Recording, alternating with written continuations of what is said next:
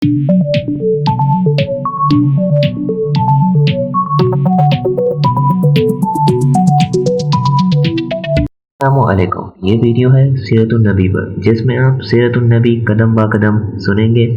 Please click subscribe button and bell icon. निराली शान का मालिक।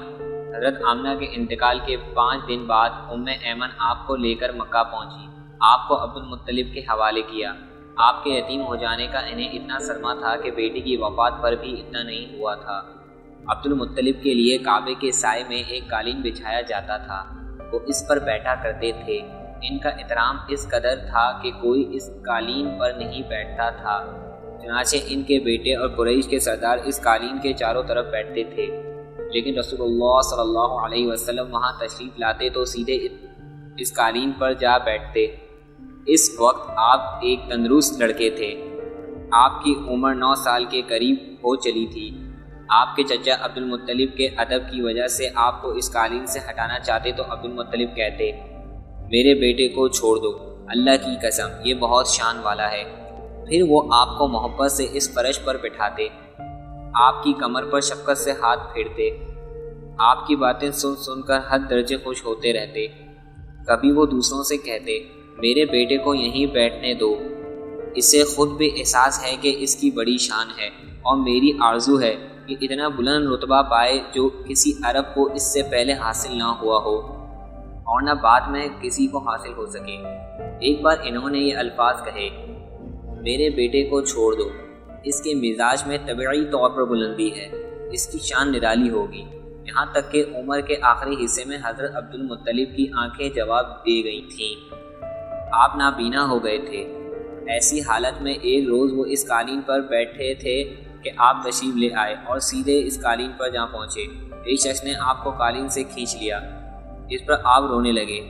आपके रोने की आवाज़ सुनकर अब्दुल मुत्तलिब बेचैन हुए और बोले, मेरा बेटा क्यों रो रहा है? आपके कालीन पर बैठना चाहता है, हमने इसे कालीन से उतार दिया है।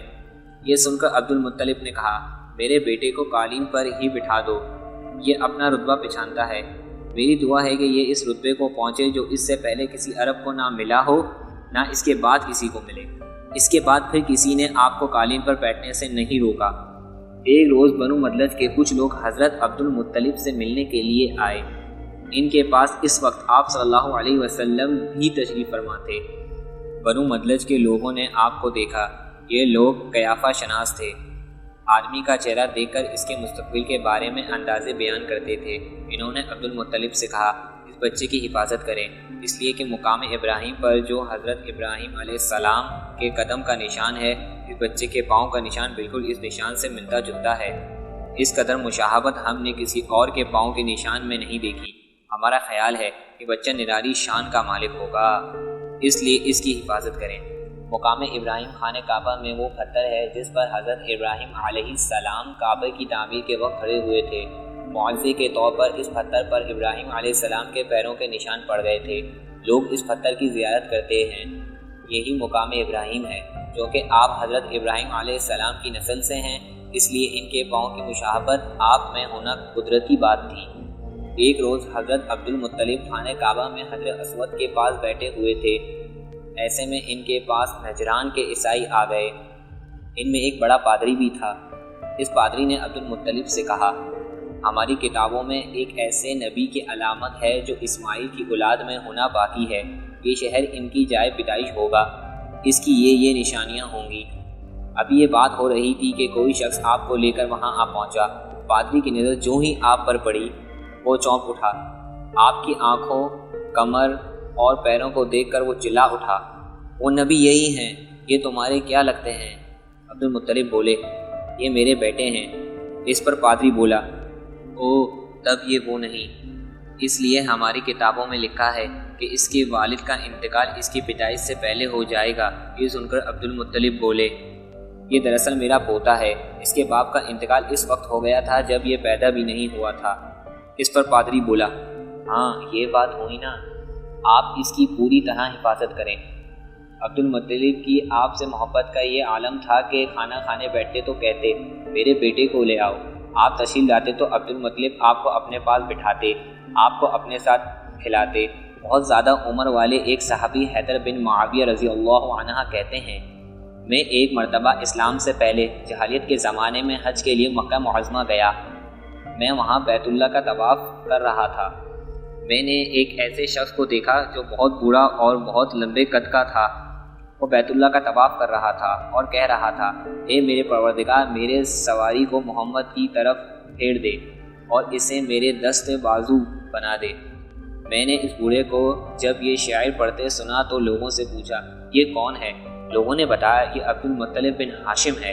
انہوں نے اپنے پوتے کو اپنے ایک اونٹ کی تلاش میں بھیجا ہے۔ وہ اونٹ گم ہو گیا ہے اور وہ پوتا ایسا ہے کہ جب بھی کسی گم شدہ چیز کی تلاش میں اسے بھیجا جاتا ہے تو وہ اس چیز کو لے کر ہی آتا ہے۔ پوتے سے پہلے یہ اپنے بیٹوں کو اس اونٹ کی تلاش میں بھیج چکے ہیں لیکن وہ ناکام لوٹ آئے ہیں۔ اب پوتے کو گئے ہوئے چونکہ دیر ہو گئی ہے، اس لیے یہ پریشان ہیں اور یہ دعا مانگ رہے ہیں۔ تھوڑی ہی دیر گزری تھی کہ میں نے دیکھا آپ صلی اللہ علیہ وسلم اونٹ کو لیے تشریف لا رہے ہیں۔ عبد المطلب نے آپ کو دیکھ کر کہا، میرے بیٹے، میں تمہارے لیے اس قدر فکر مند ہو گیا تھا کہ شاید اس کا اثر کبھی میرے دل سے نہ جائے۔ عبد المطلب کی بیوی کا نام رقیقہ بنت ابو سیفی تھا۔ وہ کہتی ہیں، قریش کئی سال سے سخت قحط سالی کا شکار تھا۔ بارشیں بالکل بند تھیں، سب لوگ پریشان تھے۔ اس زمانے میں نے ایک خواب دیکھا۔ کوئی شخص خواب میں کہہ رہا تھا، اے قریش کے لوگوں، تم میں سے ایک نبی ظاہر ہونے والا ہے، اس کے ظہور کا وقت آ گیا ہے، اس کے ذریعے تمہیں زندگی ملے گی، یعنی خوب بارشیں ہوں گی، سرسبزی اور شادابی ہوگی۔ تم اپنے لوگوں میں سے ایک ایسا شخص تلاش کرو جو لمبے قد کا ہو، گورے رنگ کا ہو، اس کی پلکیں گھنی ہوں، بھویں اور آبرو ملے ہوئے ہوں۔ وہ شخص اپنی تمام اولاد کے ساتھ نکلے اور تم میں سے ہر خاندان کا ایک آدمی نکلے، سب پاک صاف ہو اور خوشبو لگائیں۔ وہ حجر اسود کو بوسہ دیں، پھر سب جبل ابو قیس پر چڑھ جائیں۔ پھر وہ شخص جس کا حلیہ بتایا گیا ہے آگے بڑھے اور بارش کی دعا مانگے اور تم سب آمین کہو تو بارش ہو جائے گی۔ صبح ہوئی تو رقیقہ نے اپنا یہ خواب قریش سے بیان کیا۔ انہوں نے ان نشانیوں کو تلاش کیا تو سب کے سب نشانیاں انہیں عبد المطلب میں مل گئیں۔ چنانچہ سب ان کے پاس جمع ہوئے، ہر خاندان سے ایک ایک آدمی آیا۔ ان سب نے شرائط پوری کی۔ اس کے بعد سب ابو قیس پہاڑ پر چڑھ گئے۔ ان میں نبی کریم صلی اللہ علیہ وسلم بھی تھے۔ آپ اس وقت 9 عمر تھے۔ پھر عبد المطلب آگے بڑھے اور انہوں نے یہ دعا کی، اے اللہ، یہ سب تیرے غلام ہیں، تیرے غلاموں کی اولاد ہیں، تیری باندیاں ہیں اور تیری باندیوں کی اولاد ہیں۔ ہم پر جو برا وقت آ پڑا ہے تو دیکھ رہا ہے، ہم مسلسل قحط سالی کا شکار ہیں۔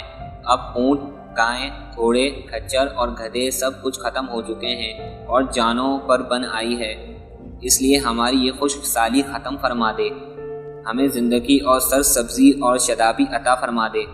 ابھی یہ دعا مانگ ہی رہے تھے کہ بارش شروع ہو گئی۔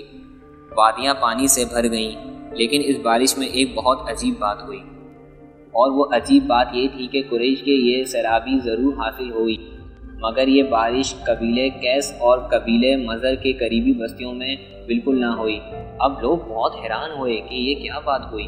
ایک قبیلے پر بارش اور آس پاس کے سب قبیلے بارش سے محروم۔ تمام قبیلوں کے سردار جمع ہوئے۔ اس سلسلے میں بات چیت شروع ہوئی۔ ایک سردار نے کہا، ہم زبردست قحط اور خشک سالی کا شکار ہیں، جبکہ قریش کو اللہ نے بارش عطا کی ہے اور یہ عبد المطلب کی وجہ سے ہوا، اس لیے ہم سب ان کے پاس چلتے ہیں۔ اگر وہ ہمارے لیے دعا کر دیں تو شاید اللہ ہمیں بھی بارش دے دیں۔ یہ مشورہ سب کو پسند آیا۔ چنانچہ یہ لوگ مکہ معظمہ میں آئے اور عبد المطلب سے ملے، انہیں سلام کیا، پھر ان سے کہا، اے عبد المطلب، ہم کئی سال سے خشک سالی کا شکار ہیں، ہمیں آپ کی برکت کے بارے میں معلوم ہوا ہے، اس لیے مہربانی فرما کر آپ ہمارے لیے بھی دعا کریں، اس لیے کہ اللہ نے آپ کی دعا سے قریش کو بارش عطا کی ہے۔